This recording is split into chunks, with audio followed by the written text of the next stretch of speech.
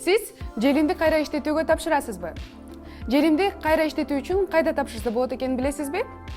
Бул суроолорду биздин Инстаграмдагы катталуучуларыбызга берип көрдүк. Жыйынтыгында көпчүлүгү кайда тапшырганын билбегендиги үчүн желимди сорттобойт экен. Азыр биз күн сайын канча желим ыргытабыз деп ойлонууга убакыт келди окшойт.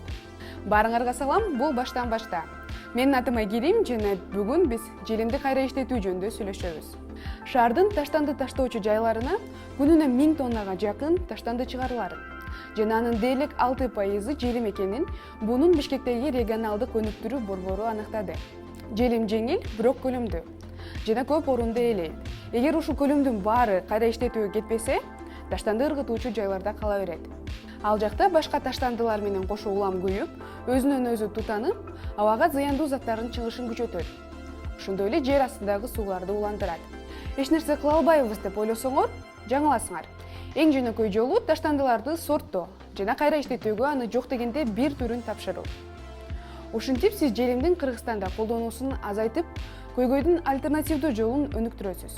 Биринчи вариант — кайра толтура турчу бөтөлкөлөр жана шопперлер.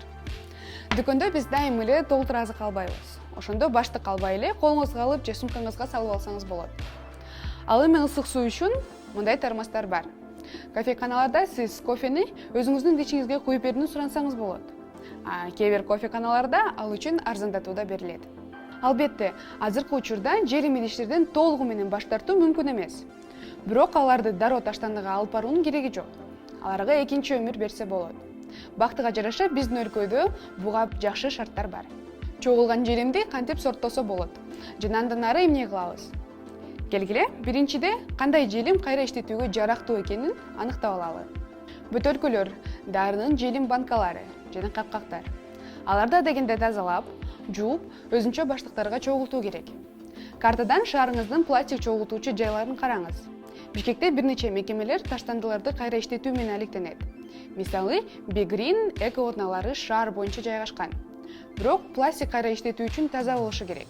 Анын үстүнөн урнулар көчүдө туруп, сырткы факторлордун таасиринен кирдейт жана пластикти кайра жууш керек болот. Ал эми ага суу ресурстары аябай көп керектелет. Ошондой эле тазар тиркемеси бар. Анда сиз картадан эң жакын желим чогултуу пункттарын көрө аласыз. Ошондой эле бара турган жерге алдын ала телефон чалып, ошол күнү иштейт бекен сурап алыңыздар.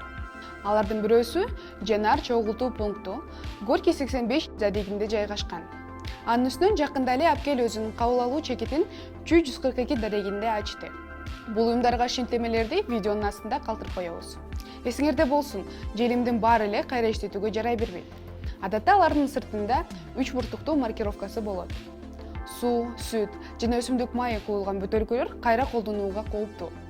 Бирок сиз аларды ар дайым кайра иштетүүгө тапшырсаңыз болот. Маркировкасы 01. Калың полиэтилен. Анда канистрлер, шампуньдар, сабындар жана капкактар жасалат. Алар кайра колдонууга коопсуз эсептелет. Бирок албетте, сиз аларды кайра иштетүүгө берсеңиз да болот. Жука полиэтилен. Ал супермаркеттердин кассасында берилген баштыктар, тамак аш пленкасы, таштанды баштыктарын өндүрүү үчүн колдонулат. Полипропилен 05 белгиси менен. Бөтөлкө капкактары, чакалар, йогурт чөчөктөрү жасалат. Калган белгилерди Кыргызстанда эле эмес, бүт өлкөлөрдө өндүрүүгө мүмкүндүк жок. Ошондуктан алардан качуу эң жакшы. Биз кайра иштетүү менен алектенген уюмдардын бирине барып, процесстин баарын өз көзүбүз менен көрдүк. Алгач желимди чогултушат, калдыктарын сорттошот, пресстешет, анан кайра иштетишет. Бул этапта аларды майдалап, тазалап жана акырында жаңы продукцияны өндүрүшөт. Мисалы, бул дуал сатын жасоо үчүн диск. Бир убакта ал сиздин сууңуздун бөтөлкөсү болчу.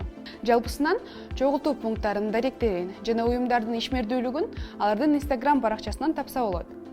Биз сиздер үчүн алардын шилтемелерин видеонун астына калтырып коебуз. Бул видеону жакындарыңыз менен бөлүшүүнү унутпаңыз.